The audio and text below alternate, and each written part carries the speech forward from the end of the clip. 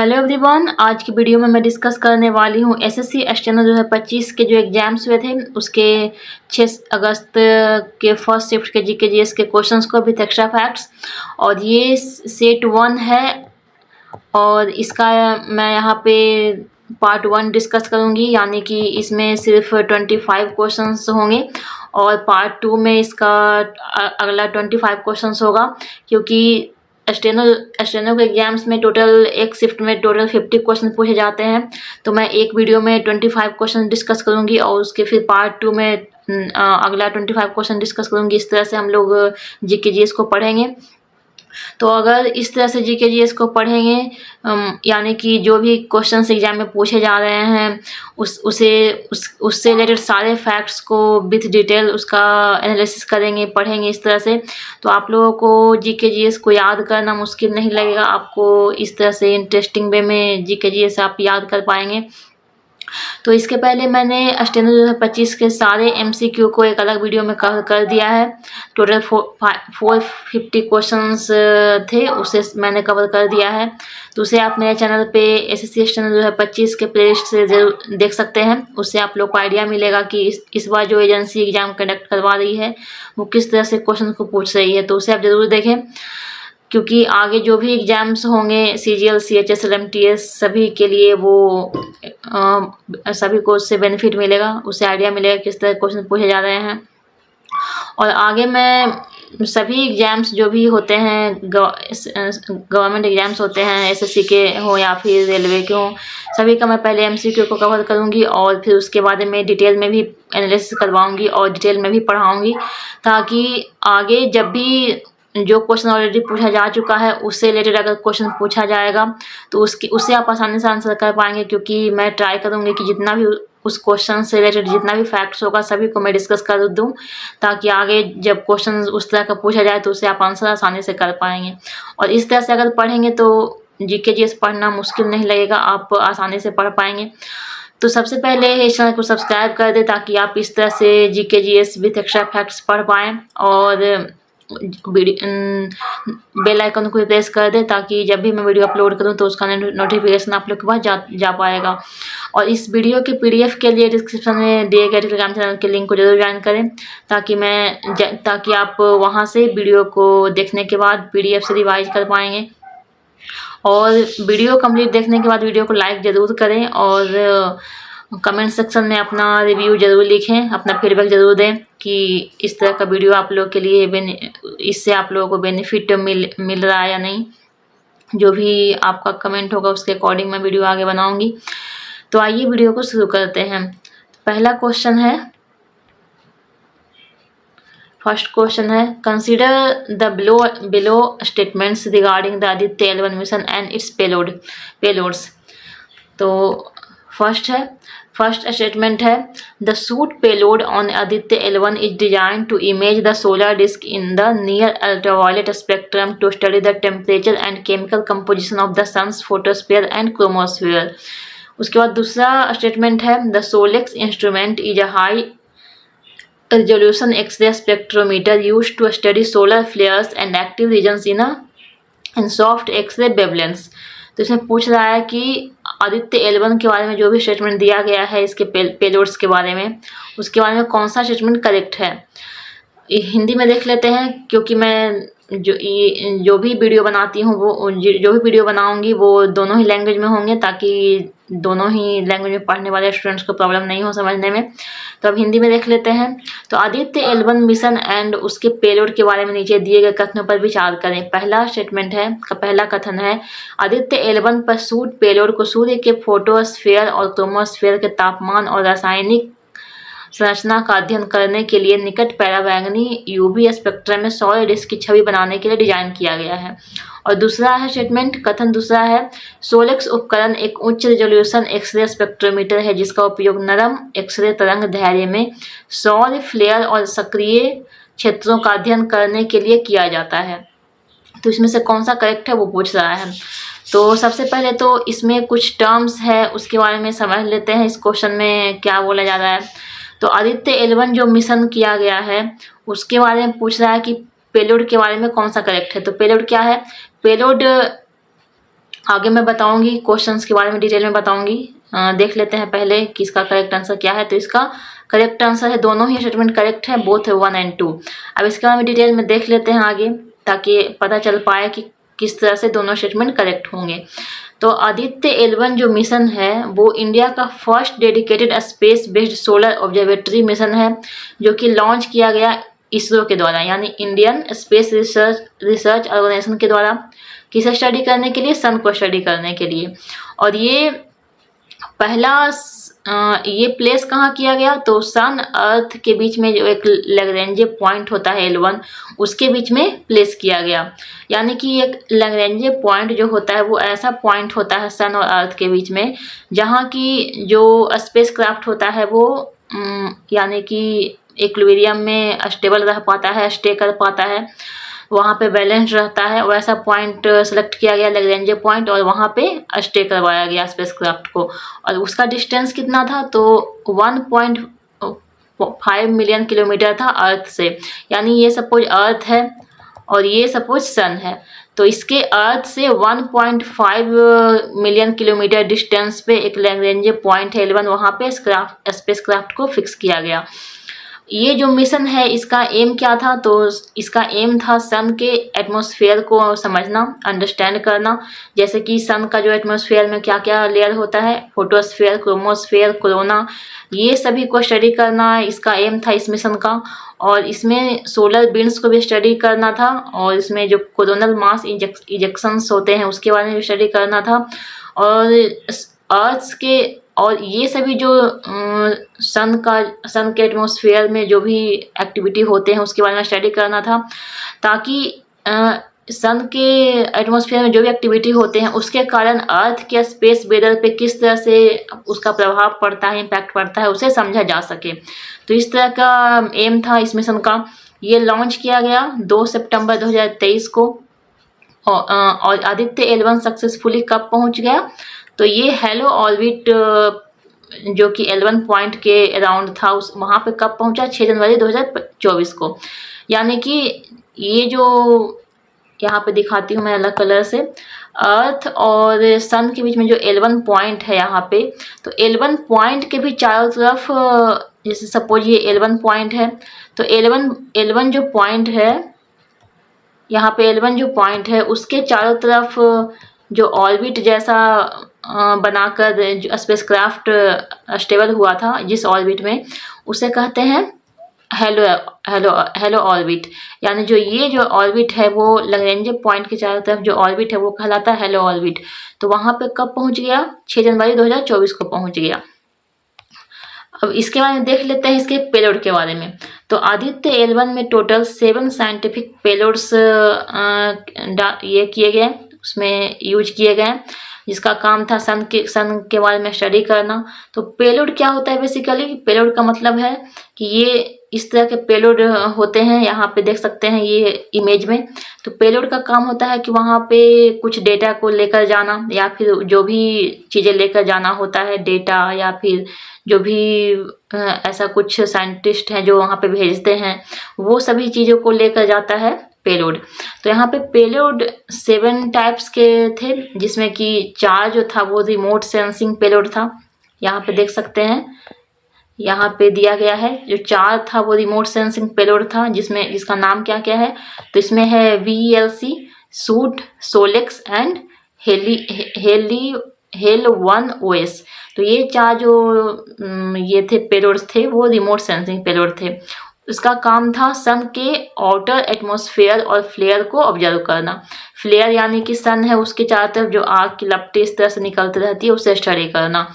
तो इस तरह से 4 पेलोड हो गए। और इसके बाद जो 3 पेलोड था वो इन सीटू पेलोड था, जिसमें स्पेक्स है, पापा है और मैग्नेटोमीटर है। इसका काम क्या था? तो इसका काम था जो सन के चारों तरफ जो लोकल एनवायरनमेंट होते हैं उसमें उसके पार्टिकल्स और मैग्नेटिक फील्ड को स्टडी करना। कहाँ पे? लैग्रेंज पॉइंट पे। अब हम लोग देख लेते हैं डिटेल में। तो यहाँ पे देख सकते हैं इमेज में 7 पेलोड्स को। स्विस है, स्टेप्स 1 है, हेली1S है, सूट है, VLC है, पापा है, मैग्नेटोमीटर है और सोलेक्स है। तो इस तरह से ये सारे पेलोड्स हो गए। अब इसके बारे में जितने भी पेलोड्स हैं उसके बारे में देख लेते हैं डिटेल में, क्योंकि यहाँ यहीं से क्वेश्चन पूछा गया है क्वेश्चन में। तो सबसे पहले है VELC, इसका फुल फॉर्म है विजुअल इमेशन लाइन कोरोनोग्राफ। तो इसका काम क्या था? इसका काम था सोलर कोरोना, जो कि सन के लेयर होते हैं सोलर कोरोना, उसके बारे में स्टडी करना इसका काम था। और जो कोरोनल मास इजेक्शंस है उसमें किस तरह से मूवमेंट होते हैं उसके बारे में भी स्टडी करना इस पेलोड का काम था VELC का। उसके बाद है सोलर अल्ट्रावायलेट इमेजिंग टेलीस्कोप यानी सूट। तो इसी के बारे में क्वेश्चन पूछा गया था सूट के बारे में। तो इसका काम क्या था? तो इसका काम था सोलर फोटोस्फीयर और क्रोमोस्फीयर के इमेज को कैप्चर करना अल्ट्रावायलेट रेंज में, और सोलर इरेडियंस में कुछ जो वेरिएशन आते हैं उसे मेजर करना। तो सोलर इरेडियंस यानी सोलर सन का जो रेडिएशन होता है उसमें कुछ जो वेरिएशन होते हैं उसे मेजर करने का काम सूट का था। तो यहीं से क्वेश्चन पूछा गया था। तो देख लेते हैं आगे और उसके बाद आंसर को देखेंगे, क्वेश्चन को देखेंगे। उसके बाद है अगला payload solar low energy X ray spectrometer यानी सोलेक्स। इसका काम क्या था? इसका काम था सोलर फ्लेयर को स्टडी करना, और किस रेंज में? एक्सरे एनर्जी रेंज में, यानी सन के चारों तरफ जो लपटें होती है फ्लेम निकलता रहता है उसके बारे में स्टडी करने का काम था सोलेक्स का। और अगला है high energy L1 orbiting X ray spectrometer यानी HEL1OS। इसका काम क्या था? इसका काम था सोलर एक्सरे फ्लेयर्स, जो कि सोलर एक्सरे फ्लेयर जो होते हैं उसे इन्वेस्टिगेट करना। और ये कौन से लेवल में? तो ब्रॉड एनर्जी स्पेक्ट्रम के अंडर में इसे क्या करना था? इन्वेस्टिगेट करना था। अगला है तीन और पेलोड्स हैं। कौन कौन से? इन सीटू पेलोड्स, यानी ये सन के लोकल इन्वायरमेंट के बारे में स्टडी करेंगे। तो इसमें पहला है Aditya solar wind particle experiment यानी एस्पेक्स। इसका काम था सोलर विंड्स के प्रॉपर्टी को समझना।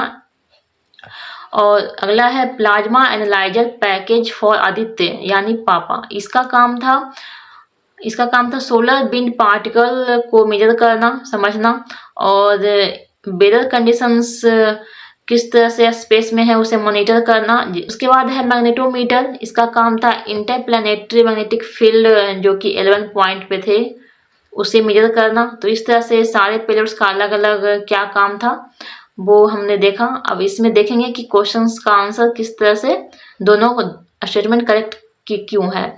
तो यहाँ पे देखेंगे पहला स्टेटमेंट क्या था। पहला स्टेटमेंट में दिया गया था सूट के बारे में। तो सूट के बारे में दिया गया है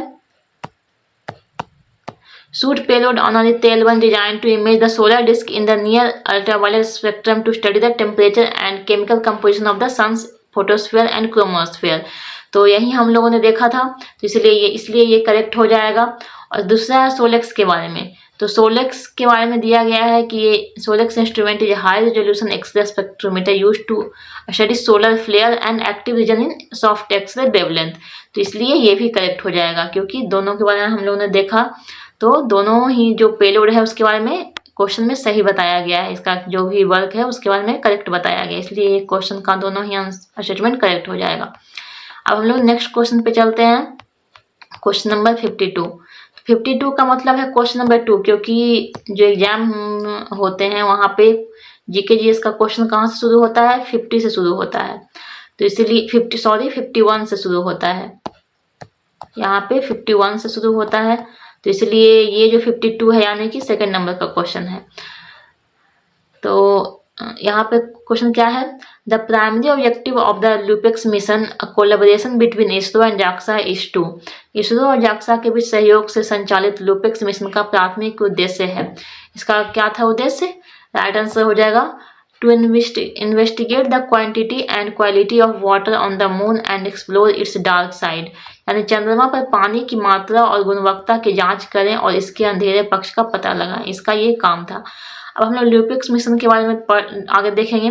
तो चंद्रयान 5 जो होने वाला है आगे, उसे ही बोला जाता है ल्यूपिक्स मिशन, यानी लूनर पोलर एक्सप्लोरेशन। ये जो है मिशन है वो ज्वाइंट मिशन है किसके बीच में? इसरो जो कि इंडिया का है और जाक्सा जो कि जापान का स्पेस एजेंसी है। इसे लॉन्च करने का डेट शेड्यूल किया गया है 2027-28 में, और ये लॉन्च किया जाएगा जापान का जो H3 रॉकेट है उससे। और यहाँ पे रोवर जो डेवलप किया गया है जाक्सा के द्वारा डेवलप किया गया है, और लैंडर जो है इसरो के द्वारा डेवलप किया गया है।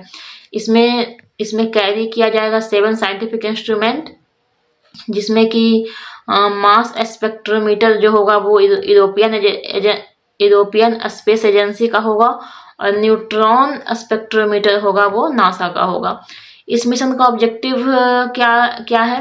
तो इस मिशन का ऑब्जेक्टिव है लूनर वाटर प्रेजेंस को मैपिंग करना, यानी उसके बारे में पता लगाना।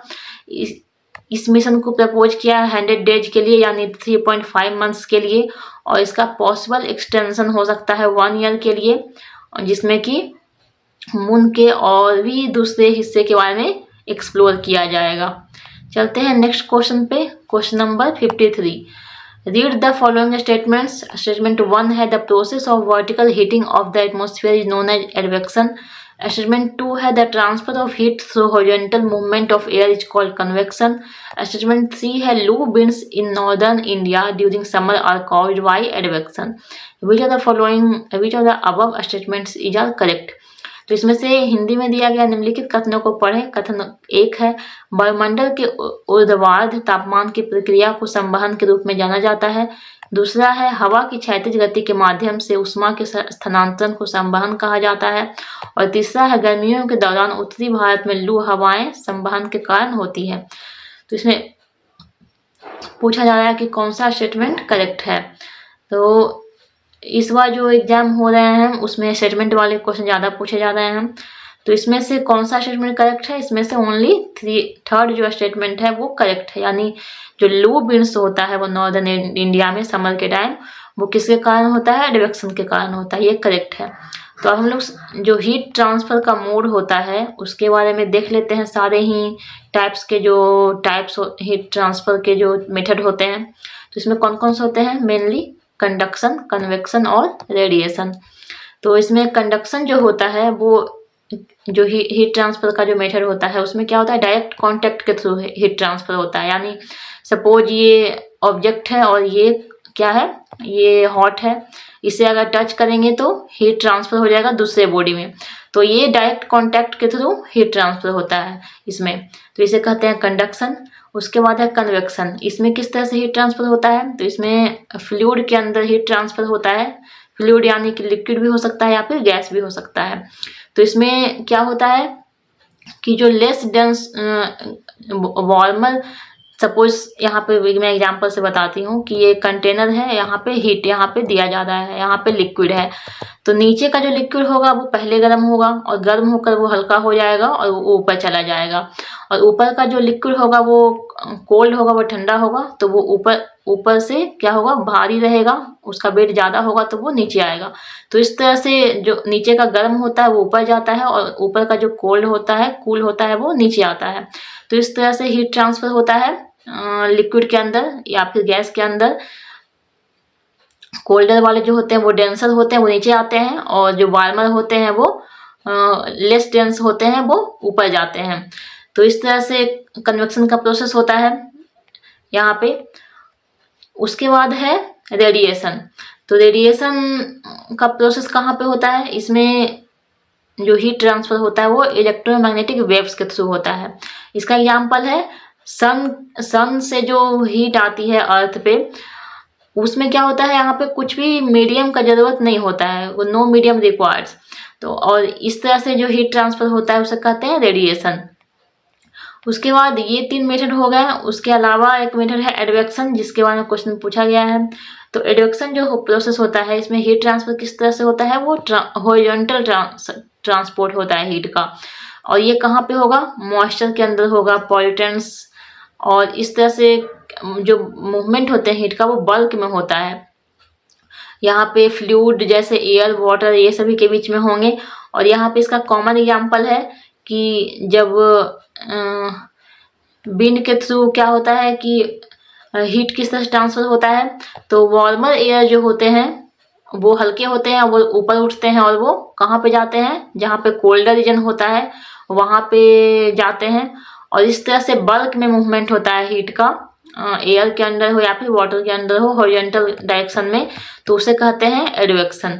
इसका एग्जाम्पल है वार्मर एयर मास, यानी कि डेजर्ट रीजन में जो मूवमेंट होता है एयर का, एयर ब्लो होता है, वार्मर एयर क्या होता है कोल्डर रीजन में फ्लो करके जाता है, और ये किस तरह से मूवमेंट होता है हॉरिजॉन्टल, तो ये एग्जाम्पल हो गया।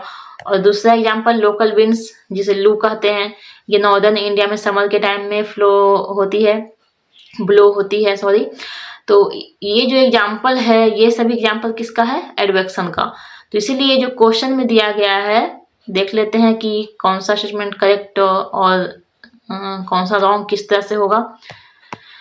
तो यहाँ पे जो स्टेटमेंट दिया गया है, यहाँ पे देख सकते हैं कि पहला स्टेटमेंट दिया गया है the process of vertical heating of the atmosphere is known as advection. तो ये इसलिए रॉन्ग हो जाएगा क्योंकि एडवेक्शन में क्या होता है, हॉरिजॉन्टल मूवमेंट होता है हीट का, और वर्टिकल किस में होता है, वर्टिकल होता है कन्वेक्शन में, क्योंकि कन्वेक्शन में क्या होता है, हीट है जो लिक्विड के बीच में, लिक्विड में क्या होता है, नीचे का जो वार्मर लिक्विड होता है वो ऊपर जाता है, और ऊपर का जो कोल्डर लिक्विड होता है वो नीचे आता है, क्योंकि वो लेस डेंस, ज़्यादा डेंस होता है वो।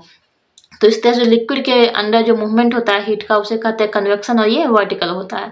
तो फर्स्ट स्टेटमेंट इसलिए गलत रॉन्ग हो जाएगा क्योंकि वर्टिकल वाले को कन्वेक्शन कहते हैं और हॉरिजॉन्टल वाले को एडवेक्शन बोलते हैं।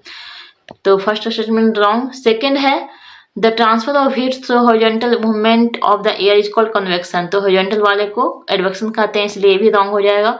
और थर्ड है loo winds in northern India during summer are caused by advection. तो ये करेक्ट हो जाएगा क्योंकि हम लोगों ने एग्जाम्पल में देखा एडवेक्शन में क्या होता है, हॉरिजॉन्टल मूवमेंट होता है हीट का, और इसका एग्जाम्पल था समर के टाइम में नॉर्दर्न पार्ट में लू विंड जो है ब्लो होती है, वो एग्जाम्पल था एडवेक्शन का। तो इसलिए थर्ड नंबर का स्टेटमेंट है जो करेक्ट हो जाएगा। चलते हैं नेक्स्ट क्वेश्चन पे, क्वेश्चन नंबर 54, यानी question number 4, which property of sound determines it's loudness. ध्वनि का कौन सा गुण उसकी तीव्रता लाउडनेस को निर्धारित करता है। राइट आंसर है एम्पलीट्यूड। तो अब हम लोग साउंड के प्रॉपर्टीज के बारे में देख लेते हैं। तो लाउडनेस जो है, यानी कि कितना कोई पर्सन है जो कितना लाउड बोलता है या फिर वो धीरे बोलता है, वो किस पे डिपेंड करता है, एम्पलीट्यूड पे। या फिर डिस्टेंस फ्रॉम द सोर्स, यानी कि सोर्स से कितना डिस्टेंस है, अगर ज़्यादा डिस्टेंस होगा तो आवाज़ धीरे सुनाई देगी, और कम डिस्टेंस होगा तो वो ज़्यादा सुनाई देगी। और उसके बाद इंटेंसिटी, यानी कि अमाउंट ऑफ एनर्जी जो साउंड कैरीज करता है उस पर भी डिपेंड करेगा। उसके बाद है पिच, यानी कि कोई किसी पर्सन का क्या होता है, आवाज़ पतला होता है, किसी का मोटा होता है, देखते होंगे आप लोग, तो वो किस पे डिपेंड करता है, वो फ्रीक्वेंसी पे डिपेंड करता है। ये सभी ये साइंस का क्वेश्चन है, इसके बारे में ये याद रखना है। नेक्स्ट क्वेश्चन है question number 5, which are the following is a subject under the state list. निम्नलिखित में से कौन सा विषय राज्य सूची के अंतर्गत आता है। राइट आंसर है पब्लिक ऑर्डर, यानी सार्वजनिक व्यवस्था। तो अब हम लोग जितने भी सब्जेक्ट हैं यूनियन लिस्ट के अंडर में, स्टेट लिस्ट और कॉन्करेंट लिस्ट के अंडर में, उसके बारे में देख लेते हैं। तो यूनियन लिस्ट के अंदर में जो सब्जेक्ट होता है वो एक्सक्लूसिवली सेंट्रल गवर्नमेंट के जुरिस्डिक्शन के अंडर में आता है। इसमें कौन कौन सा है, तो इसमें डिफेंस है, फॉरेन अफेयर्स, रेलवे है, बैंकिंग एंड इंश्योरेंस है, कम्युनिकेशन है, एटॉमिक एनर्जी है। और स्टेट लिस्ट में क्या होता है, इसमें जो सब्जेक्ट होता है वो एक्सक्लूसिवली स्टेट गवर्नमेंट की अथॉरिटी के अंडर में आता है। तो इसमें कौन कौन सा हो जाएगा, public order and police, public health and sanitation, agriculture and irrigation, local government, markets and fairs और फिशरीज। ये सभी स्टेट गवर्नमेंट्स के अंडर में आते हैं, स्टेट लिस्ट में आते हैं। उसके बाद है कंकरेंट लिस्ट, यानी कि जो स्टेट और सेंटर दोनों के अंडर में आते हैं वो सभी सब्जेक्ट। तो इसमें कौन कौन से हैं, इसमें है education, forest, criminal law, marriage and divorce, trade unions, protection of wild life और वेट एंड मेजर्स। तो ये हो गए। चलते हैं नेक्स्ट क्वेश्चन पे, question number 6, who was appointed as the CEO chief executive officer of NITI Aayog इन फरवरी 2023। फरवरी 2023 में नीति आयोग के CEO मुख्य कार्यकारी अधिकारी के रूप में किसे नियुक्त किया गया। तो ये करंट अफेयर का क्वेश्चन है, इसका राइट आंसर हो जाएगा BVR सुब्रमण्यम। चलते हैं नेक्स्ट क्वेश्चन पे, question number 7, how does article 356 impact the federal structure of India. अनुच्छेद 356 भारत की संघीय संरचना को किस प्रकार प्रभावित करता है?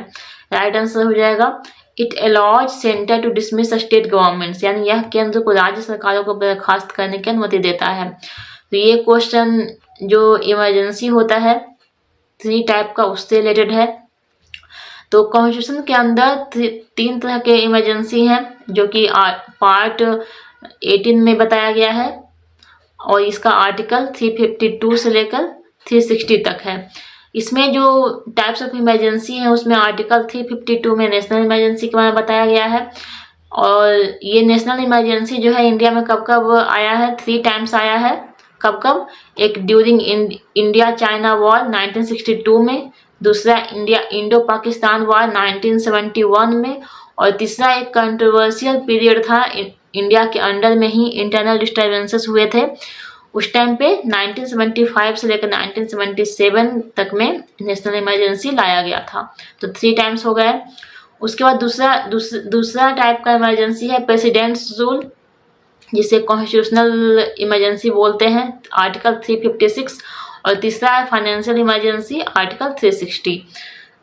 तो इस क्वेश्चन में आर्टिकल 356 से क्वेश्चन में पूछा गया है, यानी कि प्रेसिडेंट्स रूल्स के बारे में पूछा गया जो कि स्टेट में लाया जाता है। तो यूनियन का रिस्पॉन्सिबिलिटी होता है, यानी सेंटर का रिस्पॉन्सिबिलिटी होता है सेंट्रल गवर्नमेंट का। उसके बारे में बताया गया है आर्टिकल 355 में कि यूनियन गवर्नमेंट को हर स्टेट में अगर एक्सटर्नल एग्रेशन नहीं हो उसके लिए उसे प्रोटेक्ट करके रखना है, और स्टेट के अंदर इंटरनल डिस्टर्बेंसेस नहीं हो, ये सभी चीज़ों को इन सभी चीज़ों से स्टेट को प्रोटेक्ट करना है। और ये इंश्योर करना है कि स्टेट के अंदर जो भी कॉन्स्टिट्यूशनल प्रोविजन है उसके अंडर में ही स्टेट के अंदर काम हो रही है। तो इन सभी चीज़ों के लिए आर्टिकल 355 में इंश्योर किया गया है, जो कि इसमें बताया गया है कि स्टेट के लिए यूनियन का क्या रिस्पॉन्सिबिलिटी है। उसके बाद ये जो प्रेसिडेंट्स रूल है वो 2 कंडीशन में लाया जाता है। इसके लिए 2 कॉन्स्टिट्यूशनल प्रोविजन है। ये कब कब आता है? तो एक टाइम क्या होता है, आर्टिकल 356 में ये बताया गया है कि प्रेसिडेंट्स को स्टेट का एडमिनिस्ट्रेशन दे दिया जाता है। जब क्या होता है, और इसमें क्या होता है कि स्टेट के अंदर यूनियन का कंट्रोल आता है, और इसमें पार्लियामेंट को परमिशन मिल जाती है कि वो स्टेट के अंदर लेजिस्लेटिव अथॉरिटी को एक्सरसाइज करे। उसके बाद दूसरा है आर्टिकल 365, जिसमें प्रेसिडेंट को ये पावर मिल जाता है कि वो अगर स्टेट के अंदर गवर्नेंस फेल्यूर हो रहा है तो वो उस स्टेट के अंदर प्रेसिडेंट का पावर आएगा, यानी अगर यूनियन डायरेक्टिव को, अगर स्टेट है जो यूनियन डायरेक्टिव को ये डिसरिगार्ड कर रहा है तो क्या होगा, वहाँ पे आर्टिकल 356 को इन्वोक कर दिया जाएगा, यानी कि वहाँ पे प्रेसिडेंट्स रूल आ जाएगा। तो इस तरह से बताया गया है।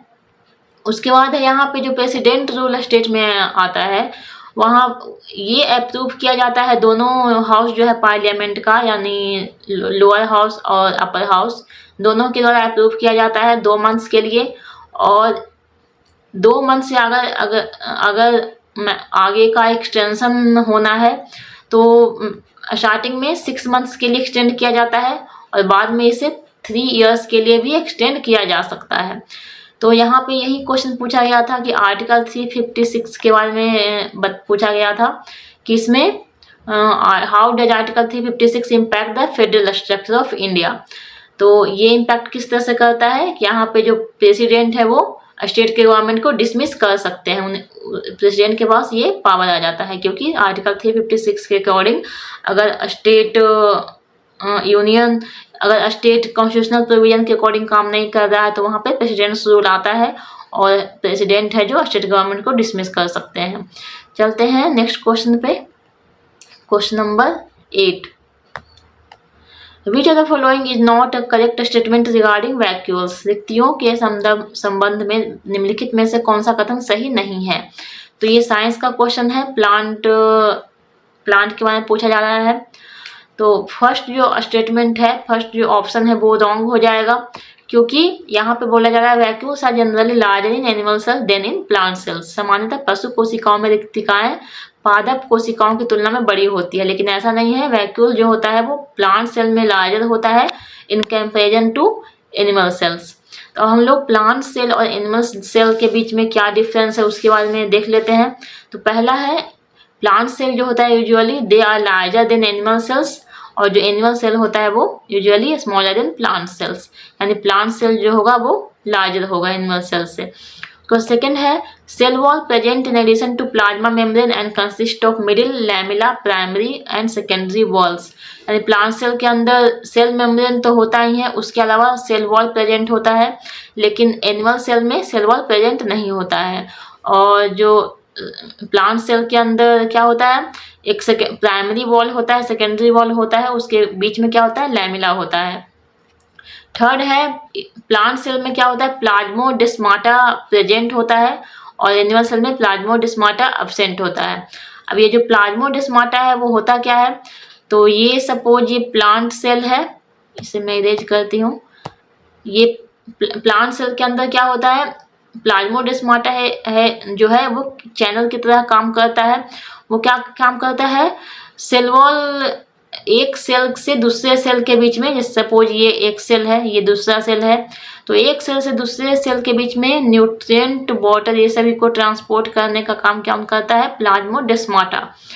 तो ये जो चैनल है, ये जो चैनल है वो क्या कहलाता है, प्लाज्मोडेस्माटा कहलाता है। एक सेल से दूसरे सेल के बीच में न्यूट्रिएंट को ट्रांसपोर्ट करता है, लेकिन प्लाज्मोडेस्माटा एनिमल सेल में एब्सेंट होता है।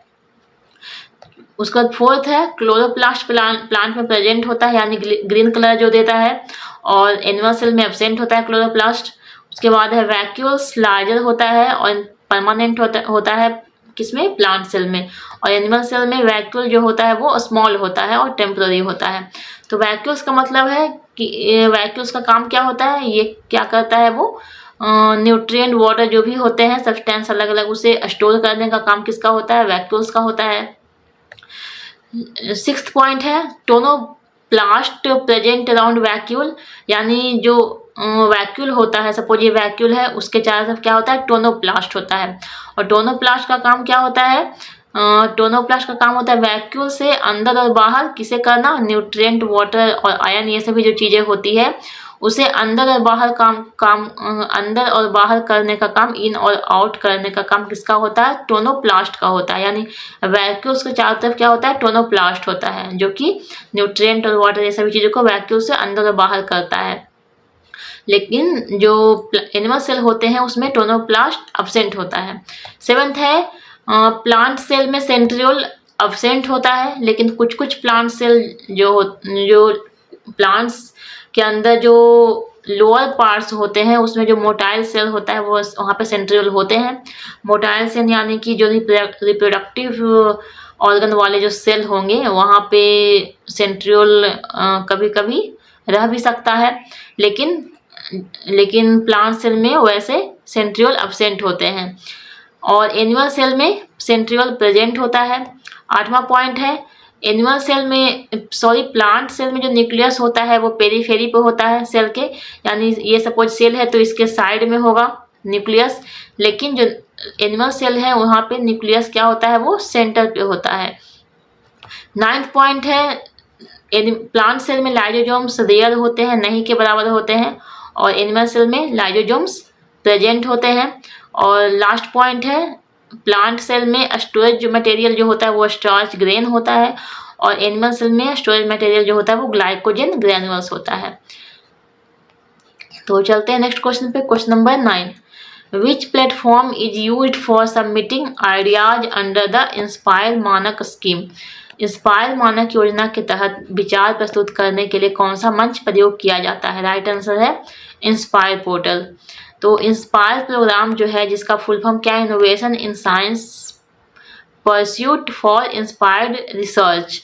तो इंस्पायर मानक जो स्कीम है उसमें जो मानक है उसका फुल फॉर्म क्या है, million minds augmenting national aspirations and knowledge. ये एक ऐसा प्रोग्राम है जहाँ पे जो कि लाया गया है किसके द्वारा, department of science and technology and national innovation foundation के द्वारा लाया गया है। और इसमें स्टूडेंट को मोटिवेट किया जाता है, किस लिए, तो सबसे पहले तो ये जो स्कीम है वो किसके लिए है, तो क्लास 6 से लेकर 10th तक के स्टूडेंट्स के लिए है। और इसमें स्टूडेंट का एज कितना होगा, 10 से लेकर 15, 10 टू लेकर 15 ईयर्स तक। और इसमें स्टूडेंट को मोटिवेट किया जाता है उनके ओरिजिनल इनोवेटिव आइडियाज को डेवलप करने के लिए, ताकि वो आगे अपना कैरियर जो है वो साइंस में परस्यू कर सके। और स्टूडेंट को यहाँ पे अपना जो टेक्नोलॉजिकल आइडिया जो होता है, क्रिएटिविटी होता है, वो सबमिट करना होता है। और अगर उनका टेक्नोलॉजी और आइडिया सोसाइटल नीड्स के लिए यूजफुल होता है तो उन्हें अवार्ड दिया जाता है, इंस्पायर अवार्ड 10,000 का, ताकि वो और भी आगे इनोवेशन कर सके और साइंस और टेक्नोलॉजी के फाउंडेशन को कंट्री के अंदर स्ट्रॉन्ग कर सके। चलते हैं नेक्स्ट क्वेश्चन पे, question number 10। Which of the following is the main reason that Prime Minister Narendra Modi meet Mr. Michael Spyjko, President of the Kabaddi Federation of Poland? निम्नलिखित में से कौन सा मुख्य कारण है कि प्रधानमंत्री नरेंद्र मोदी ने पोलैंड के कबड्डी महासंघ के अध्यक्ष श्री मिशेल स्पीजको से मुलाकात की? तो राइट आंसर इसका हो जाएगा to appreciate his efforts in promoting kabaddi in Europe, Europe में कबड्डी को बढ़ावा देने के उनके प्रयासों की सराहना करना। तो ये करंट अफेयर का क्वेश्चन है। करंट अफेयर के क्वेश्चंस को मैं डिस्कस नहीं करती हूँ, वो आप करंट अफेयर जहाँ से पढ़ते हैं वहाँ से आप यहाँ से आइडिया लेकर वहाँ पढ़ सकते हैं। नेक्स्ट क्वेश्चन है question number 11। Which city is home to cricket ground Wankhede stadium? Wankhede stadium cricket मैदान किस शहर में है? राइट आंसर है मुंबई में। तो यहाँ पे आप हम लोग इंडिया के अंदर जो भी मेजर क्रिकेट स्टेडियम्स हैं उनके बारे में देख लेते हैं और उसके सिटी और स्टेट के बारे में देखेंगे। तो पहला है नरेंद्र मोदी स्टेडियम, जो कि कहाँ है, अहमदाबाद गुजरात में। वानखेड़े स्टेडियम मुंबई महाराष्ट्र में है। ईडन गार्डन्स ये कोलकाता वेस्ट बंगाल में है। अरुण जेटली स्टेडियम न्यू दिल्ली में सिचुएटेड है। एम चिन्नास्वामी स्टेडियम ये बेंगलुरु कर्नाटका में है। एम ए चिदम्बरम स्टेडियम ये चेन्नई तमिलनाडु में है। Rajiv Gandhi international cricket stadium Hyderabad Telangana में है। सवाई मानसिंह स्टेडियम जयपुर राजस्थान में है। ग्रीन पार्क स्टेडियम ये कहाँ पे है, कानपुर उत्तर प्रदेश में है। उसके बाद है Shaheed Veer Narayan Singh international cricket stadium Raipur Chhattisgarh में है। भारत रत्न श्री अटल बिहारी वाजपेयी इकाना क्रिकेट स्टेडियम ये लखनऊ उत्तर प्रदेश में है। Vidarbha cricket association stadium Nagpur Maharashtra में है। और होलकर क्रिकेट स्टेडियम कहाँ पे है, इंदौर मध्य प्रदेश में है। नेक्स्ट क्वेश्चन है question number 12। The vice president of India is part of which branch of the government? Bharat का उपराष्ट्रपति सरकार की किस शाखा का हिस्सा है? राइट आंसर है बोथ एग्जीक्यूटिव एंड लेजिस्लेटिव, कार्यपालिका और विधायी दोनों के ही हिस्सा होते हैं वाइस प्रेसिडेंट। तो हम लोग एग्जीक्यूटिव ब्रांच और जो लेजिस्लेटिव ब्रांच है इंडिया के अंदर कॉन्स्टिट्यूशन के अंदर उसके बारे में देखते हैं कौन से किसके अंडर में आते हैं। तो एग्जीक्यूटिव ब्रांच कंपोनेंट्स में कौन कौन आते हैं, प्रेसिडेंट आते हैं, यानी और प्रेसिडेंट कौन होते हैं, तो स्टेट के हेड होते हैं यानी पूरे कंट्री के हेड होते हैं। और आर्म्ड फोर्सेस के कमांडर इन चीफ होते हैं। और ये एक इंटीग्रल पार्ट होते हैं पार्लियामेंट के। उसके बाद इसका पार्ट है कौन, वाइस प्रेसिडेंट। ये सेकंड हाईएस्ट कॉन्स्टिट्यूशनल पोजीशन पे होते हैं, यानी प्रेसिडेंट के बाद सेकंड पोजीशन किनका होता है, वाइस प्रेसिडेंट का। और ये एक्स ऑफिशियो चेयरपर्सन होते हैं राज्यसभा के। उसके बाद है प्राइम मिनिस्टर, ये हेड ऑफ गवर्नमेंट होते हैं एंड एग्जीक्यूटिव के हेड होते हैं और ये रिस्पॉन्सिबल होते हैं यूनियन गवर्नमेंट को चलाने के लिए, रन करने के लिए। उसके बाद है काउंसिल ऑफ मिनिस्टर्स, और काउंसिल ऑफ मिनिस्टर्स में बहुत सारे मिनिस्टर्स होते हैं और उसके हेड होते हैं प्राइम मिनिस्टर। और ये जो काउंसिल ऑफ मिनिस्टर्स होते हैं अलॉन्ग विथ प्राइम मिनिस्टर वो रिस्पॉन्सिबल होते हैं प्रेसिडेंट को एडवाइस देने के लिए।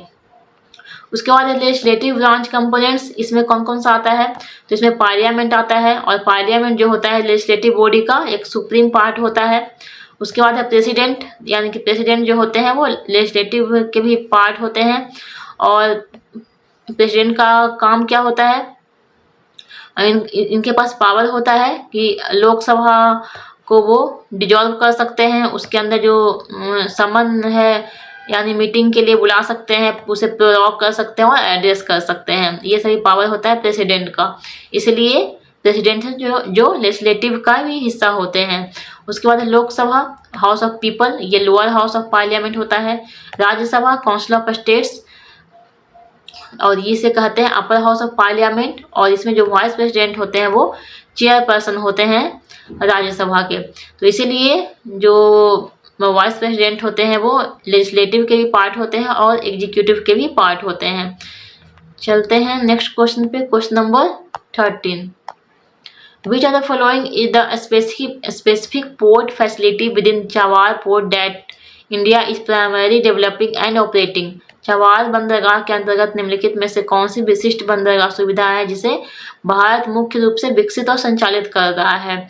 राइट आंसर है ऑप्शन नंबर 2, शहीद बेहस्ती पोर्ट। तो अब हम लोग इसके बारे में देख लेते हैं डिटेल में।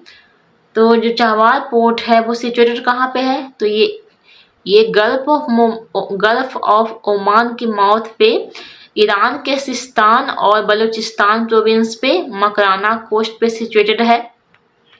और इसका जो रीजनल कनेक्टिविटी है, इसमें जो रीजनल कनेक्टिविटी है इंडिया के लिए, इसमें इंडिया को क्या होता है, डायरेक्ट एक्सेस प्रोवाइड होता है इस पोर्ट के थ्रू अफगानिस्तान और सेंट्रल एशिया में किसे सरकम पास करते हुए? पाकिस्तान को। मतलब पाकिस्तान का बिना पाकिस्तान के थ्रू बिना कांटेक्ट किए हुए, यानी पाकिस्तान को साइड रखते हुए अफगानिस्तान और सेंट्रल एशिया से डायरेक्ट एक्सेस प्रोवाइड किया जाता है इस पोर्ट के थ्रू। अब जो चवार पोर्ट है वो उसमें 2 सेपरेट पोर्ट्स हैं। कौन कौन से? शाहिद कलांतरी पोर्ट और शाहिद बेहस्ती पोर्ट। इसमें 1982 से 1983 तक में ईरान ने कंस्ट्रक्ट किए 445 मीटर्स के बर्थ एट शाहिद कलांतरी पे और 150 मीटर्स के बर्थ एट शाहिद बेहस्ती पे। जो इंडिया का जो इंडिया पोर्ट्स ग्लोबल लिमिटेड है IPGL, इसने ऑपरेशंस लिया, यानी कि उसका चवार पोर्ट का जो शाहिद बेहस्ती टर्मिनल है उसका यूज करना शुरू किया, अंडर ऑपरेशन आया। ये जो पोर्ट है इंडिया के IPGL के अंडर में कब आया? दिसंबर 2018 में। यानी कि IPGL जो है इंडिया पोर्ट्स ग्लोबल लिमिटेड, यानी कि इंडिया है जो शहीद बेहस्ती टर्मिनल है चवार पोर्ट का, उसे यूज करना शुरू किया दिसंबर 2018 में। और मई 2024 में इंडिया ने 10 ईयर का कॉन्ट्रैक्ट साइन किया ईरान के साथ इस टर्मिनल को यूज करने के लिए। यानी जो चवार पोर्ट है उसका जो शहीद बेहस्ती टर्मिनल है उसे यूज करने के लिए 10 साल का कॉन्ट्रैक्ट किया है। नेक्स्ट क्वेश्चन है question number 14। Consider the following statements. पहला स्टेटमेंट है Madhabi Puri Buch become the first women to head SEBI in March 2022। दूसरा है Tuhin Kanta Pandey has been appointed as the new SEBI chief for 3 years from February 28, 2025। तीसरा है Saudi Arabia has awarded PM Narendra Modi to order of Mubarak al Kabir. तो इसमें से कौन सा statement correct है ये पूछ रहा है। अब हिंदी में देख लेते हैं। माधवी पूरी बुच मार्च 2022 में सेबी की प्रमुख बनने वाली पहली महिला बनी। दूसरा है तुहिन कांता पांडे को 28 फरवरी 2025 से 3 साल के लिए सेबी का नया प्रमुख नियुक्त किया गया। और तीसरा है सऊदी अरब ने PM नरेंद्र मोदी को order of Mubarak al Kabir से सम्मानित किया। तो इसमें राइट आंसर हो जाएगा ओनली फर्स्ट एंड सेकंड जो स्टेटमेंट है वो करेक्ट है। यानी जो फर्स्ट स्टेटमेंट में क्या है, माधवी पूरी बुक जो है फर्स्ट वीमेन हेड है सेबी की, जो कि बनी है कब? मार्च 2022 में। ये करेक्ट है और ये करेक्ट है। और सेकंड में है Tuhin Kanta Pandey has been appointed as the new SEBI chief for 3 years from February 28, 2025। तो ये दोनों स्टेटमेंट करेक्ट है, लेकिन जो थर्ड नंबर का है वो रॉन्ग हो जाएगा। नेक्स्ट क्वेश्चन है question number 15। Name the Indian port that is largest exporter of iron ore. वह भारतीय बंदरगाह कौन सा है जो लौह अयस्क आयरन ओर का सबसे बड़ा निर्यातक है? राइट आंसर हो जाएगा मार्मुगांव पोर्ट। तो अब हम लोग इंडिया का जो मेजर पोर्ट्स है जो कि किन किन चीज़ों का एक्सपोर्ट करता है इसके बारे में देख लेते हैं। तो फर्स्ट है, पहले देखेंगे वेस्टर्न कोस्ट पोर्ट्स के बारे में। इसमें पहला है मुंबई पोर्ट जो कि महाराष्ट्र में है। ये टेक्सटाइल मशीनरी और केमिकल प्रोडक्ट्स का एक्सपोर्ट करता है। उसके बाद जवाहरलाल नेहरू पोर्ट जो कि महाराष्ट्र में है। ये टेक्सटाइल, फार्मास्यूटिकल और कारपेट्स को एक्सपोर्ट करता है। उसके बाद है कांडला पोर्ट जो कि जिसे दीनदयाल पोर्ट भी कहते हैं, गुजरात में है। ये textile, manganese, machinery, chemical products and grains का एक्सपोर्ट करता है। मार्मुगांव पोर्ट जो कि गोवा में है, ये सिर्फ किसका एक्सपोर्ट करता है? आयरन ओर का। इसीलिए ये करेक्ट आंसर हो जाएगा क्योंकि मार्मुगांव पोर्ट है जो स्पेशली सिर्फ आयरन का ही एक्सपोर्ट करता है। तो ये सबसे बड़ा एक्सपोर्टर हो जाएगा आयरन ओर का।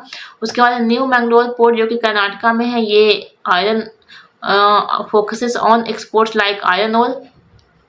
तो ये भी आयरन ओर का एक्सपोर्ट करता है, लेकिन मार्मुगांव पोर्ट है जो प्राइमरली एक्सपोर्ट करता है आयरन ओर का, इसलिए ये राइट आंसर हो जाएगा। उसके बाद है कोचिन पोर्ट जो कि केरला में है। ये टी, कॉफी, स्पाइसेस और सी फूड को एक्सपोर्ट करता है। इसके बाद है ईस्ट कोस्ट का पोर्ट। इसमें है चेन्नई पोर्ट जो कि तमिलनाडु में है। इसमें ऑटोमोबाइल्स, जनरल कार्गो और टेक्सटाइल को एक्सपोर्ट किया जाता है। इन्नौर पोर्ट्स जो कि जिसे कामराजार पोर्ट भी कहते हैं, ये तमिलनाडु में है। ये आयरन ओर, पेट्रोलियम, कोल और केमिकल्स का एक्सपोर्ट करता है। टुटिकोरिन पोर्ट जिसे भियो चिदम्बरम बरनार पोर्ट भी बोलते हैं, तमिलनाडु में है। ये सॉल्ट, फर्टिलाइजर, पेट्रोलियम और कोल का एक्सपोर्ट करता है। विशाखापट्टनम पोर्ट जो कि आंध्र प्रदेश में है, ये कोल, एल्युमिनियम, ऑयल एंड आयरन का एक्सपोर्ट करता है। पारादीप पोर्ट जो कि उड़ीसा में है, ये एक्सपोर्ट करता है आयरन और एल्युमिनियम का।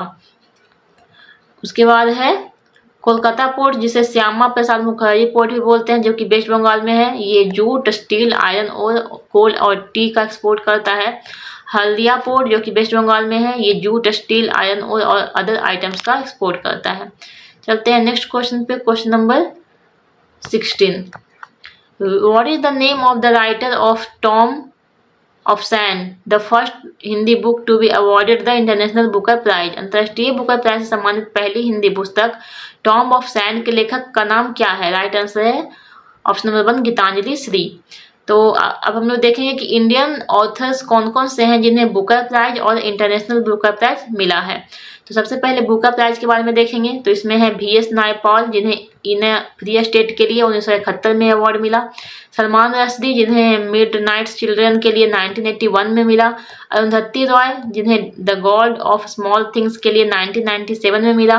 किरण देसाई जिन्हें द इनहेरिटेंस ऑफ लॉस के लिए 2006 में अवार्ड मिला। और अरविंद अडिगा जिन्हें द वाइट टाइगर के लिए 2008 में बुकर प्राइज मिला। अब हम लोग इंटरनेशनल बुकर प्राइज किन किन लोगों को मिला है इंडिया में उसके बारे में देखेंगे। तो सबसे पहले मिला है गीतांजलि श्री को, और गीतांजलि श्री ने जो बुक लिखा है वो टॉम ऑफ सैंड है जो कि हिंदी में है और 2022 ईस्वी में इन्होंने लिखा। और इसे ट्रांसलेट किया किसने? डेजी रुकवेल ने, या ये ट्रांसलेटर है। और ट्रांसलेटर कौन होते हैं? तो जो भी लैंग्वेज, किसी भी लैंग्वेज में जो बुक को लिखा जाता है उसे इंग्लिश में ट्रांसलेट करने वालों को ट्रांसलेटर कहते हैं। जैसे कि गीतांजलि श्री ने हिंदी में बुक लिखा टॉम ऑफ सैंड और इसे ट्रांसलेट किया डेजी रुकवेल ने इंग्लिश में, तो ये ट्रांसलेटर हैं और ये इंडिया की हैं गीतांजलि श्री। इन्हें फर्स्ट अवार्ड मिला इंडियन लैंग्वेज हिंदी में। उसके बाद है बानू मुश्ताक और इनके ट्रांसलेटर है दीपा भस्ती और इन्हें मिला है हार्ट लैम्प के लिए 2025 में। तो ये दोनों गीतांजलि श्री और बानू मुश्ताक हैं जिन्हें, जो कि इंडियन है, जिन्हें इंटरनेशनल बुकर प्राइज मिला है। चलते हैं नेक्स्ट क्वेश्चन पे, question number 17। What was the role of the National Dairy Development Board NDDN NDDN the technology mission on oil seeds? तेल बीज प्रौद्योगिकी मिशन में राष्ट्रीय दूध विकास बोर्ड NDD की क्या भूमिका थी?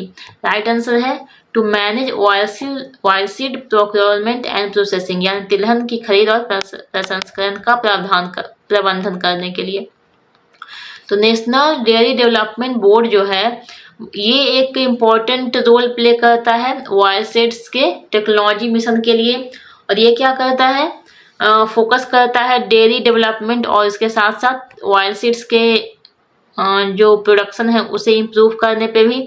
और इस तरह से इसका फोकस होता है, एम होता है कि इंडिया के अंदर एडिबल ऑयल्स का जो डिपेंडेंसी है इम्पोर्ट पे उसे कम किया जाए। इसका स्ट्रेटजी क्या होता है, इसका स्ट्रेटजी रहता है कि हाई क्वालिटी जो ऑयल सीड्स हैं उसके प्रोडक्शन और डिस्ट्रीब्यूशन पे फोकस किया जाए और जो फार्मर्स हैं उन्हें सपोर्ट किया जाए ताकि वो ऑयल सीड्स के जो पोस्ट हार्वेस्ट फैसिलिटी होते हैं उसे वो अपग्रेड कर पाएँ और उसे इस्टेब्लिश कर पाएँ और रिसोर्स यूटिलाइजेशन को इन्हेंस किया जाए और फार्मर्स की जो इनकम है उसे इस तरह से बढ़ाया जाए और ये सभी बातों पे ये फोकस करते हैं। नेक्स्ट क्वेश्चन है question number 18। Which of the following pair is correctly matched with respect to the schedules of the Indian Constitution? निम्नलिखित में से कौन सा युग्म भारतीय संविधान के अनुसूचियों के संबंध में सही सुमेलित है? राइट आंसर है ऑप्शन नंबर 1। 11th शेड्यूल में बताया गया है powers and responsibilities of panchayat, यानी 11वीं अनुसूची में पंचायतों की शक्ति और जिम्मेदारियां के बारे में बताया गया है, ये करेक्ट है। तो हम लोग इंडियन कॉन्स्टिट्यूशन के अंदर में टोटल कितने शेड्यूल्स हैं? 12 शेड्यूल्स हैं। उसे किस तरह से ये है ट्रिक है, उसके हेल्प से याद रखेंगे। ये आप लोग को ट्रिक याद ही होगा, पता ही होगा पहले से ही, लेकिन न्यू स्टूडेंट्स के लिए है ये ट्रिक। तो टीयर्स ऑफ ओल्ड पीएम। तो फर्स्ट शेड्यूल है, इसमें किसके बारे में? टेरेटरीज के बारे में, यानी टी फॉर टेरेटरीज। उसके बाद टी ई है तो ई फॉर हो जाएगा इमोल्यूमेंट्स। सेकंड शेड्यूल में इमोल्यूमेंट्स के बारे में, यानी कि जो भी गवर्नमेंट ऑफिशियल्स होते हैं उन्हें किस तरह से कितनी सैलरी मिलेगी, कौन सा फैसिलिटी मिलेगा, वो सभी के बारे में सेकंड शेड्यूल में बताया गया है। उसके बाद है ए से अफर्मेशन एंड ओथ, ये है थर्ड शेड्यूल्स में। फोर्थ में है राज्यसभा, फिफ्थ में है शेड्यूल एरियाज, सिक्स्थ में है अदर शेड्यूल्ड एरियाज, सेवेंथ में है फेडरल स्ट्रक्चर और लिस्ट, एट्थ में है ऑफिशियल लैंग्वेज, नाइन्थ में लैंड रिफॉर्म्स, टेंथ में डिफेक्शन यानी कि एंटी डिफेक्शन, जो भी दल बदल होता है अलग अलग पार्टी के बीच में, उसके बारे में बताया गया है 10th शेड्यूल में। 11th में है पंचायत और 12th में है म्यूनिसिपैलिटीज के बारे में। चलते हैं अगला क्वेश्चन नंबर 19 पे। Which are the following powers granted under the criminal procedure identification act 2022 extends beyond the scope of its predecessor the identification of prisoners act 1920। आपराधिक प्रक्रिया पहचान अधिनियम 2022 के अंतर्गत कौन सी शक्ति पूर्ववर्ती कैदियों की पहचान अधिनियम 1920 की तुलना में अधिक व्यापक है? राइट आंसर हो जाएगा ऑप्शन नंबर 1। जो न्यू एक्ट है, जो new criminal procedure identification act 2022 जो है आया है, उसमें क्या है, इसमें permitting collection of biometric and biological data भी शामिल है, यानी जैविक और बायोमेट्रिक डेटा संग्रह की अनुमति इसमें मिला है। ये करेक्ट हो जाएगा। अब हम लोग जो पहले 1920 का जो आइडेंटिफिकेशन ऑफ प्रिजनर्स एक्ट था उसमें क्या था, तो इसमें पुलिस लोग जो होते थे उन्हें ये अथॉरिटी प्रोवाइड किया गया था कि वो जो पर्सन अरेस्ट होते थे, जो कन्विक्ट्स जो होते थे, उसके ये फोटोग्राफ या फिर फिजिकल मेजरमेंट्स ले सकते थे, यानी फिंगरप्रिंट, फिजिकल मेजरमेंट के अंदर हो जाएगा फिंगरप्रिंट और फुटप्रिंट का यूज कर सकते थे, उसका डेटा कलेक्ट कर सकते थे। और लेकिन इस एक्ट को बाद में क्रिमिनल प्रोसीड्यूर आइडेंटिफिकेशन एक्ट 2022 से रिप्लेस कर दिया गया, जो कि जिसमें कि और भी अलग अलग टाइप से जो कन्विक्ट होते हैं उनके बारे में इंफॉर्मेशन कलेक्ट करने के लिए और भी अलग अलग मेथड का यूज करने के लिए इसे एक्सपेंड किया गया है। तो क्रिमिनल प्रोसीड्यूर आइडेंटिफिकेशन एक्ट 2022 है, उसमें जो पुलिस होते हैं उन्हें, पुलिस और प्रिजन ऑफिसर्स जो होते हैं उन्हें एम्पावर किया गया है, उन्हें ये पावर दिया गया है कि वो अलग अलग वेरियस फॉर्म से कॉन्विक्ट्स के बारे में डेटा कलेक्ट कर सकते हैं, इसमें पर्सनल डेटा में क्या क्या हो जाएगा, फिंगरप्रिंट्स है, बायोलॉजिकल सैंपल्स हैं, बिहेवियरल एट्रीब्यूट्स हैं। तो ये सभी चीज़ों को रिकॉर्ड के लिए जो कन्विक्ट्स हैं उसके बारे में डेटा कलेक्ट कर सकते हैं ये सभी माध्यम के हेल्प से। इससे क्या होगा कि और भी जो इन्फॉर्मेशन है, जो दोषी होते हैं, जो अपराध करने वाले पर्सन होते हैं, उसके बारे में इन्फॉर्मेशन ज़्यादा से ज़्यादा कलेक्ट किया जाएगा। और इस तरह से जो ट्रेडिशनल मेथड है उसे रिप्लेस कर दिया गया इस the criminal procedure identification act 2022 से। और ये किसके द्वारा किया गया, नेशनल क्राइम रिकॉर्ड ब्यूरो के द्वारा इसे एस्टेब्लिश किया गया, इसमें ये सभी रिकॉर्ड्स को मैनेज करने के लिए। अगला क्वेश्चन है question number 20, under which article can the president declare a national emergency. राष्ट्रपति राष्ट्रीय आपातकाल की घोषणा संविधान के किस अनुच्छेद के अंतर्गत कर सकता है। राइट आंसर ऑप्शन नंबर 3 है आर्टिकल 352। तो इसके बारे में मैंने पहले भी इस क्वेश्चन को डिस्कस किया है, इमरजेंसी के बारे में। National emergency article 352, constitutional emergency article 356 और financial emergency article 360। Next question है question number 21, in which year were the major economic reforms introduced in India. Bharat में प्रमुख आर्थिक सुधार किस वर्ष लागू किए गए थे। राइट आंसर हो जाएगा ऑप्शन नंबर 4 1991 में, 1991 में। तो इंडिया के अंडर मेजर जो इकोनॉमिक रिफॉर्म्स लाया गया वो 1991 में लाया गया। यहाँ पे लिबरलाइजेशन, प्राइवेटाइजेशन और ग्लोबलाइजेशन LPG जो पॉलिसी है उसे लाया गया। किसके अंडर में, तो नरसिम्हा राव गवर्नमेंट के अंडर में। उस टाइम पे फाइनेंस मिनिस्टर थे डॉक्टर मनमोहन सिंह। और इन सभी चीज़ों को किस लिए लाया गया, ताकि इकोनॉमिक क्राइसिस को एड्रेस किया जाए और इसमें कुछ सुधार लाया जाए। और यहाँ पे क्या किया गया, डीरेगुलेशन लाया गया, टैक्स में कुछ सुधार लाए गए, फॉरेन इन्वेस्टमेंट को इनकरेज किया गया। इंडिया में कुछ अलग अलग टाइप से सोशलिस्ट इंस्पायर्ड इकोनॉमी में बदलाव इंडिया के अंदर किया गया, ताकि मार्केट ओरिएंटेड इस तरह से इकोनॉमी हो पाए। अब ये जो 1991 का जो रिफॉर्म है उसके अंदर जो लिबरलाइजेशन है, प्राइवेटाइजेशन है, ग्लोबलाइजेशन है, इसके अंदर क्या हुआ, तो लिबरलाइजेशन यानी कि जो गवर्नमेंट के कंट्रोल में पहले से था, जो भी इंडस्ट्री वगैरह ये सभी जो गवर्नमेंट के अंडर में थे, गवर्नमेंट के कंट्रोल में थे, उसे कम किया गया, यानी लाइसेंस राज को हटाया गया। लाइसेंस राज का मतलब है गवर्नमेंट का एक्सटेंसिव कंट्रोल, यानी बहुत ज़्यादा स्ट्रिक्ट कंट्रोल था गवर्नमेंट का इंडस्ट्रीज के ऊपर, और गवर्नमेंट ही उसे रेगुलेट किया करते थे। लेकिन उस चीज़ को 1991 के रिफॉर्म में कम किया गया। उसके बाद है प्राइवेटाइजेशन। तो जो भी इंडस्ट्रीज वगैरह जो भी पब्लिक सेक्टर के अंडर में थे उसे ट्रांसफ़र किया गया प्राइवेट सेक्टर के अंडर में, ताकि गवर्नमेंट्स का रोल इकोनॉमी में थोड़ा कम हो सके। उसके बाद है ग्लोबलाइजेशन, यानी जो इकोनॉमी है उसमें फॉरेन का भी इन्वेस्टमेंट होना चाहिए, ट्रेड को फॉरेन लेवल पे बढ़ाना चाहिए। और इस तरह से क्या किया गया, जो ट्रेड के अंडर जो बैरियर्स था, टैरिफ्स था, उसे भी कम किया गया, ताकि इंडिया का जो ग्लोबल मार्केट है उसे भी बढ़ाया जा सके। चलते हैं नेक्स्ट क्वेश्चन पे, question number 22, which architectural style is best described by the following features, ribbed walls, pointed arches, flying buttress and stained glass windows. निम्नलिखित में से कौन सी वास्तुशैली इन विशेषताओं से प्रभावित होती है। रिब्ड वॉल, नुकीले मेहराब, फ्लाइंग बटरेस और रंगीन कांच की खिड़कियाँ। तो ये सभी आर्किटेक्चरल स्टाइल किस में होती है, ये सभी जो फीचर है वो कौन सा आर्किटेक्चरल स्टाइल में होती है, तो ये गोथिक जो एंशिएंट आर्किटेक्चरल स्टाइल है उसमें होता है। तो हम लोग देख लेते हैं। वैसे तो आर्किटेक्चरल स्टाइल बहुत सारे होते हैं, लेकिन यहाँ पे हम लोग जो ऑप्शंस में दिए गए हैं, Mughal, Deccan, Indo Islamic, Gothic, ये सभी के बारे में देखेंगे।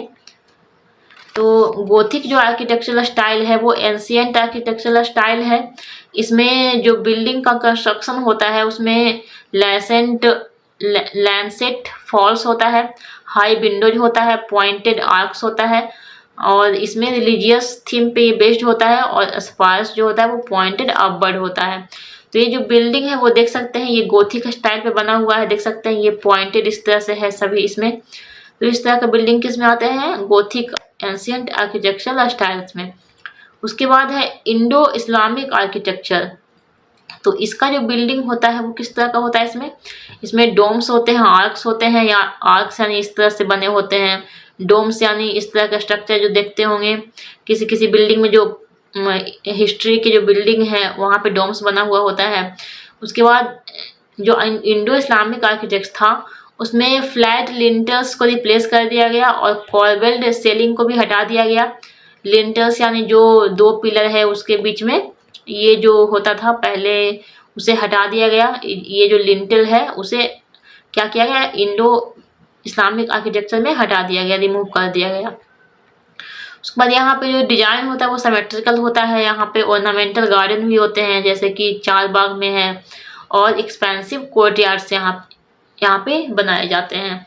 उसके बाद यहाँ पे इंट्रिकेट जाली भी होता है, इसका फीचर होता है इंट्रिकेट जाली जिसे लैटिस्ड स्क्रीन बोलते हैं। कैलीग्राफी होता है और पितरादुरा होता है यानी इनले वर्क। तो पितरादुरा जैसे कि हुमायूं के टॉम हो गए, कुतुब मीनार हो गया दिल्ली में जो है वो सभी में, और ताजमहल में भी देखते होंगे पितरादुरा यानी कि जो दीवार पे फ्लावर्स टाइप का स्ट्रक्चर बना हुआ होता है उसे कहते हैं पितरादुरा। तो इंडो इस्लामिक आर्किटेक्चरल स्टाइल का ये सभी फीचर होता है, उसमें जाली होता है, कैलीग्राफी होता है, पितरादुरा होता है। मुगल आर्किटेक्चर। तो मुगल आर्किटेक्चर जो है वो इंडो इस्लामिक आर्किटेक्चर का ही एक रिफाइंड वर्जन है, यानी कि और इंडो इस्लामिक आर्किटेक्चर स्टाइल को और ज़्यादा मॉडिफाई किया गया तो बना मुगल आर्किटेक्चर। तो इसमें भी, और ये डेवलप कब हुआ, तो मुगल एम्परर के टाइम पे 16th से लेकर 18th सेंचुरी के बीच में ये डेवलप हुआ। और इसमें जो डोम होता था उसमें इस मुगल आर्किटेक्चर में सबसे ज़्यादा फेमस क्या था, बल्बॉस और अनियन शेप्ड डोम्स सबसे ज़्यादा डोमिनेंस थे। और यहाँ पे एक्सटेंसिव यूज था वाइट मार्बल का और रेड सैंडस्टोन का। यहाँ पे ग्रैंड स्केल होते थे, परफेक्ट सिमेट्री था, इंट्रिकेट डेकोरेटिव वर्क था। और इसका एग्जाम्पल क्या क्या है, तो ताजमहल जो आगरा में है इसका एक फेमस एग्जाम्पल है मुगल आर्किटेक्चर का, जहाँ पे मार्बल्स का यूज किया गया है, पितरादुरा है यानी उसके दीवार पे डिजाइन्स बनाए गए हैं, और वहाँ पे ब्यूटीफुल वाटर गार्डन्स भी है। उसके बाद है आगरा फोर्ट और रेड फोर्ट जो दिल्ली में है। इसके बाद है दक्कन आर्किटेक्चर। ये नॉर्थ और साउथ का जो इंडियन टेम्पल स्टाइल्स है उसका ब्लेंड है, और इसमें कुछ इंडो इस्लामिक एलिमेंट्स भी मिलते हैं। यहाँ पे जो बिल्डिंग होता था वो लार्ज होता था, सैलो डोम्स इसमें होते थे, और जिस तरह से गोल गुम्बद में बनाया गया है। और इसमें जो हॉल होता था वो हाइपो स्टाइल का होता था, यानी जो हॉल होता था वो पिलर के सपोर्ट से बनाया जाता था, और इसमें विथ लो स्प्रंग आर्क्स होते थे, यानी कि जो हॉल है उसमें पिलर हुआ करता था और इसमें इस तरह से आर्क होते थे। इसका एग्जाम्पल है गोल गुम्बद जो कि बीजापुर में है, और जामी मस्जिद जो कि बीजापुर में है। नेक्स्ट क्वेश्चन है question number 23। Which of the following statements are correct regarding the unique land parcel identification number UL pin system? तो पहला इसमें स्टेटमेंट है UL pin assigns a unique ID to every land parcel in India. Second है UL pin is a 14-digit identification number. Third है UL pin helps track land ownership and resolve disputes. Fourth है UL pin is only for urban areas and not rural land. और हिंदी में अगर देखेंगे तो विशिष्ट भूमि parcel पहचान UL पिन प्रणाली के संबंध में निम्नलिखित में से कौन सा कथन सही है। पहला है UL पिन भारत में प्रत्येक भूमि पार्सल को एक विशिष्ट पहचान प्रदान करता है। सेकंड है UL पिन एक 14 अंकीय पहचान संख्या है।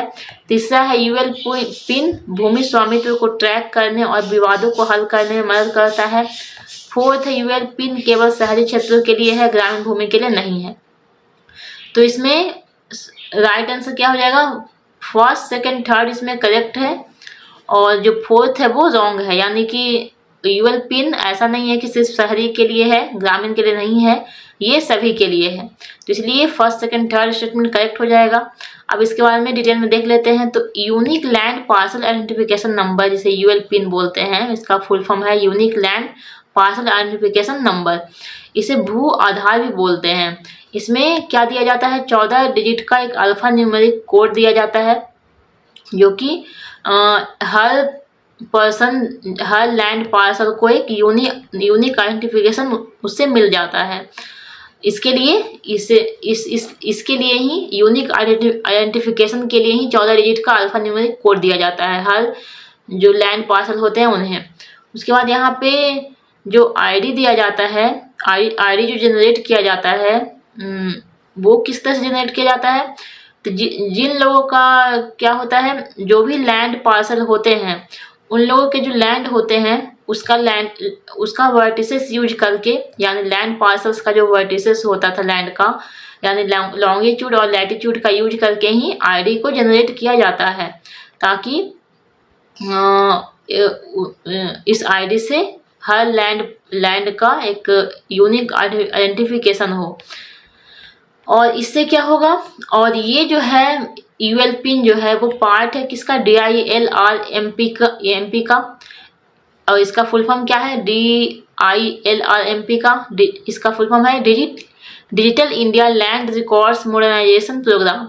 और ये स्टार्ट कब हुआ, 2008 ईस्वी में हुआ, और ये स्टार्ट हुआ था लैंड रिकॉर्ड्स को डिजिटाइज करने के लिए और मॉडर्नाइज करने के लिए, ताकि इससे क्या होगा, लैंड फ्रॉड से बचा जा सके।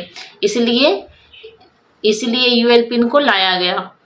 उसके बाद है ये स्टार्ट कब हुआ, तो ये यूएल पिन जो है स्कीम, ये लॉन्च हुआ फर्स्ट ऑफ ऑल हुआ 10 स्टेट में 2021 ईस्वी में, और इससे बाद में फिर पूरे कंट्री में प्लान किया गया मार्च 2022 तक लागू करने के लिए।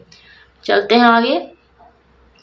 तो इसमें देख सकते हैं यूएल पिन के बारे में ऐसा कहीं पे नहीं लिखा गया था कि ये सिर्फ अर्बन एरिया के लिए है, रूरल एरिया के लिए नहीं है, इसलिए स्टेटमेंट 4 जो है वो करेक्ट रॉन्ग हो जाएगा। नेक्स्ट क्वेश्चन है question number 24। Which of the following commissions is not a statutory body in India. निम्नलिखित में से कौन सा आयोग भारत में एक वैधानिक निकाय नहीं है। तो यहाँ पे ये क्वेश्चन है जो रॉन्ग है, क्योंकि जो नेशनल कमीशन फॉर फार्मर्स है, राष्ट्रीय किसान आयोग, ये भी स्टैट्यूटरी बॉडी नहीं है ये। और इसके साथ साथ जो फर्स्ट ऑप्शन है national commission for scheduled tribes, राष्ट्रीय अनुसूचित जनजाति आयोग, ये भी स्टैट्यूटरी बॉडी नहीं है। तो इस क्वेश्चन का दो आंसर है जो कि स्टैट्यूटरी बॉडी नहीं है, क्योंकि अब हम लोग देख लेते हैं डिटेल में, जिससे पता चल पाएगा कि कौन कौन सा बॉडी है जो स्टैट्यूटरी बॉडी में नहीं आएगा। तो इंडिया के अंदर 2 तरह के बॉडी होते हैं, वो एक होते हैं कॉन्स्टिट्यूशनल बॉडीज और एक होते हैं नॉन कॉन्स्टिट्यूशनल बॉडी। एक होते हैं, यहाँ पे मैं दिखा देती हूँ, एक होते हैं नॉन कॉन्स्टिट्यूशनल बॉडीज। तो दोनों में डिफरेंस क्या है, तो कॉन्स्टिट्यूशनल बॉडीज जो होता है वो जब इंडिया का कॉन्स्टिट्यूशन बन रहा था उस समय इसे कॉन्स्टिट्यूशन के अंदर डिफाइन किया गया था। तो वैसे बॉडीज जो कि कॉन्स्टिट्यूशन के अंदर डिफाइन किए गए हैं उसे कहते हैं कॉन्स्टिट्यूशनल बॉडीज, और वैसे बॉडीज जो कॉन्स्टिट्यूशन के अंदर डिफाइन नहीं किए गए हैं उसे कहते हैं नॉन कॉन्स्टिट्यूशनल बॉडीज। तो कॉन्स्टिट्यूशनल बॉडीज कौन कौन से हैं, इसमें सबसे पहले है इलेक्शन कमीशन ऑफ इंडिया, इसका आर्टिकल है 324। Union public service commission UPSC, इसका आर्टिकल है 315 से लेकर 323। स्टेट पब्लिक सर्विस कमीशन, इसका भी आर्टिकल है 315 से 323। Finance commission of India, article 280। Goods and services tax council, GST council 279A। National commission for scheduled castes, इसका आर्टिकल है 338।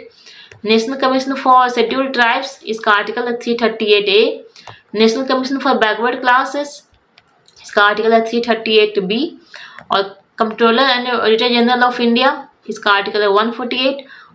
और है अटॉर्नी जनरल ऑफ इंडिया, जिसका आर्टिकल है 76।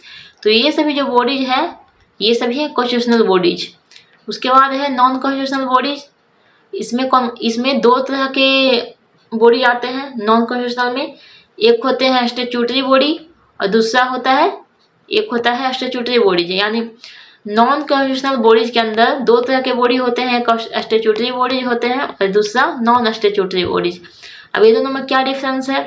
तो स्टैट्यूटरी बॉडी जो होता है वो पार्लियामेंट के अंदर किसी एक्ट के द्वारा पास किया जाता है, बनाया जाता है, यानी एक्ट, इसके लिए एक एक्ट लाया जाता है जिसके अंदर ये बॉडी बनाए गए हैं। लेकिन जो नॉन स्टैट्यूटरी बॉडी होता है उसमें कोई भी एक्ट नहीं लाया जाता, ये सिर्फ एग्जीक्यूटिव ऑर्डर पे बना दिया जाता है। तो स्टैट्यूटरी बॉडी में कौन कौन से हैं? इसमें है national human rights commission of India NHRC, जो कि एस्टेब्लिश किया गया under the protection of human rights act 1993 में। उसके बाद है national green tribunal, national commission for women, reserve bank of India, securities and exchange board of India यानी SEBI, competition commission of India, central vigilance commission, university grant commission, state bank of India और central pollution control board. ये सभी statutory body में है, यानी किसी न किसी एक्ट के द्वारा बनाए गए हैं। अब आगे जो है नॉन स्टैट्यूटरी बॉडी है, जिसमें है NITI Aayog, national development council, national assessment and accreditation council और सेंट्रल ब्यूरो ऑफ इन्वेस्टिगेशन। तो यहाँ पर देख सकते हैं कि स्टैट्यूटरी बॉडी में फॉर्मर के बारे में जो दिया गया है ऑप्शन में वो नहीं है, तो एक वो ऑप्शन हो जाएगा करेक्ट, वो स्टैट्यूटरी बॉडी नहीं है। और एक जो दिया गया है ऑप्शन में, ऑप्शन नंबर 1 में, किसके बारे में? नेशनल कमीशन फॉर फार्मर्स, ये तो स्टैट्यूटरी बॉडी नहीं है, इसके बारे में नहीं दिया गया है। उसके बाद है national commission for scheduled tribes.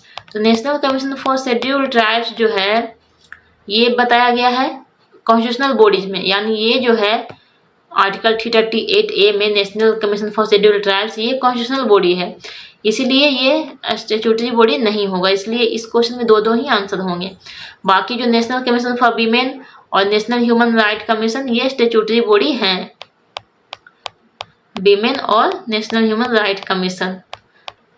तो नेशनल ह्यूमन राइट कमीशन देख सकते हैं यहाँ पे, ये भी स्टैट्यूटरी बॉडी है, और नेशनल कमीशन फॉर वीमेन ये भी स्टैट्यूटरी बॉडी है, इसलिए वो दोनों ही आंसर हो जाएगा इस क्वेश्चन में। ये क्वेश्चन रॉन्ग पूछा गया है। Next and last question is question number 25। Which of the following is a key reason for the decline in the agricultural sector in India after 1991 economic reforms? 1991 के आर्थिक सुधारों के बाद भारत में किसी क्षेत्र में गिरावट का मुख्य कारण निम्नलिखित में से कौन सा है? राइट आंसर हो जाएगा shift toward export oriented cash crops and reduced public investment, यानी निर्यातोन्मुख नकदी फसलों की ओर रुझान और सार्वजनिक निवेश में कमी होना, इसके कारण ही डिक्लाइन हुआ एग्रीकल्चरल सेक्टर में। तो बहुत सारे अलग अलग फैक्टर्स हैं जिसके कारण 1991 के इकोनॉमिक रिफॉर्म्स के बाद डिक्लाइन हुआ। इसमें सबसे पहले रिड्यूस्ड पब्लिक इन्वेस्टमेंट, यानी जो लोग थे, जो पब्लिक थे वो इम्पोर्टेंट एरिया जैसे कि irrigation, rural infrastructure, agriculture research, ये सभी पे पैसे कम खर्च कर रहे थे, उनका पैसे खर्च करना कम हो गया। इसके कारण ओवरऑल प्रोडक्टिविटी पे निगेटिव इम्पैक्ट पड़ा। उसके बाद है इंक्रीज इनपुट कॉस्ट। तो रिफॉर्म के बाद क्या हुआ कि सब्सिडीज आना कम हो गया लोगों का, इसके कारण लोग फर्टिलाइजर्स पे, सीड्स पे, इलेक्ट्रिसिटी पे लोगों को ऐसा लग रहा था कि उनका इनपुट कॉस्ट ज़्यादा हो रहा है। इसके कारण क्या हुआ, लोगों का यानी फार्मर्स का प्रोडक्शन जो कॉस्ट था वो इंक्रीज हो गया, इसके कारण एग्रीकल्चर सेक्टर पे नेगेटिव इम्पैक्ट पड़ा। उसके बाद है exposure to global market volatility, यानी क्या हुआ, लिबरलाइजेशन के बाद जब 1991 का रिफॉर्म आया उस टाइम मार्केट, जो इंडियन मार्केट था उसका एक्सपोज ग्लोबल मार्केट से भी हुआ। इसके कारण फार्मर के इनकम पे इम्पैक्ट पड़ा, क्योंकि उन लोगों का कंपटीशन क्या हो गया, बढ़ गया। यानी जब इंपोर्ट एक्सपोर्ट होना शुरू हुआ, ग्लोबलाइजेशन हुआ, उसके कारण फार्मर्स के बीच कंपटीशन ज़्यादा होने लगा इंपोर्ट एक्सपोर्ट के अकॉर्डिंग, और इससे फार्मर्स के इनकम पे भी इम्पैक्ट पड़ा। उसके बाद है शिफ्ट टू कैश क्रॉप्स। तो 1991 के रिफॉर्म्स के बाद फार्मर्स को ये इनकरेज किया जा रहा था कि वो एक्सपोर्ट ओरिएंटेड कैश क्रॉप्स जैसे कि कॉटन और शुगर केन को ज़्यादा ग्रो करे ताकि उसे एक्सपोर्ट किया जाए, किसके बदले में, ट्रेडिशनल फूड क्रॉप्स के बदले में।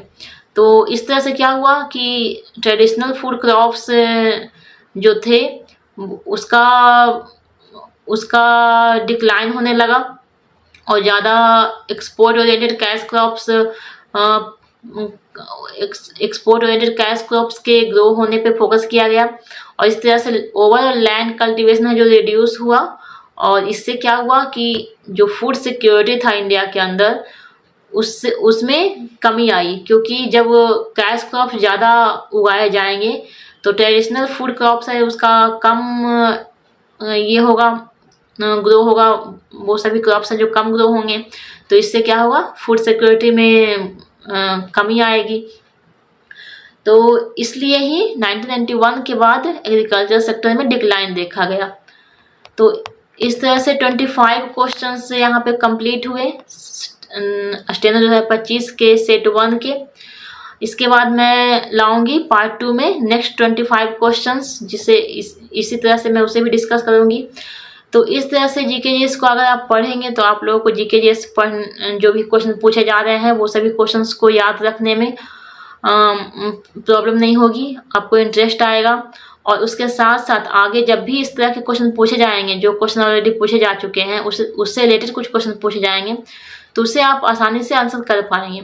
इसलिए आप इस तरह से जीकेजीएस को जरूर पढ़ें और मेरे चैनल को जरूर सब्सक्राइब करें ताकि मैं मोटिवेटेड हूँ और इस तरह के कंटेंट आपके लिए लाते रहूँ। और अगले ईयर्स तक मैं जितने भी एसएससी के एग्जाम्स होंगे, सीजीएल हो, सीएचएसएल हो, एमटीएस हो, सीपीओ, जीडी, जो भी एसएससी के एग्जाम्स होते हैं या फिर रेलवे के, सभी के क्वेश्चंस को मैं इसी तरह से डिस्कस करूंगी। इसलिए आप चैनल को सब्सक्राइब करें, वीडियो को लाइक करें और इस चैनल से जुड़ जाएं और मैक्सिमम लोगों को इससे जोड़ें ताकि मैं भी मोटिवेटेड हूँ इस तरह से कंटेंट लाने के लिए। तो मिलते हैं नेक्स्ट इंपॉर्टेंट ऐसे ही वीडियो में, तब तक के लिए जय हिंद, जय भारत।